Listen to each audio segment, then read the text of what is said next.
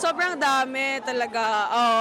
Ayun nga, meron kaming mga games na medyo kailangan na mag-step up ng mga locals natin. And kanina talaga, they did great. And super proud ako kasi even though na-limit nila si Ana, yung locals natin nandyan pa din. Hindi, pinakita pa rin nila kung ano yung skills na meron sila. And throughout the season, throughout the conference, I'm just so proud of the team kasi sobrang laki din yung progress eh. Happy lang ako sa progress ng team and yung process din, hindi naging madali for us. So ayun, siguro nakita din namin kung ano yung mga dapat namin i-improve. I think same pa rin naman yung Zeus Coffee Thunderbells.